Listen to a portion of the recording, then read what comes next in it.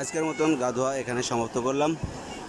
তবে দীঘায় এসে দেখলাম এখন আপাতত 100 জনের মধ্যে 90 জনা মুসলমান ঘুরতে আসে। এখন যেহেতু পুজোর টাইম, তাই হিন্দুরা আসেনি, পুজোর পরে আসবে। সবাই কিন্তু নদীয়ার ওই দিকে চাপড়া, বেথুয়া ডহরি, আমডাঙ্গা এদিকেই নদীয়ার আমরা আছি যেমন। তো খুব ভালো লাগলো, এনজয় করলাম।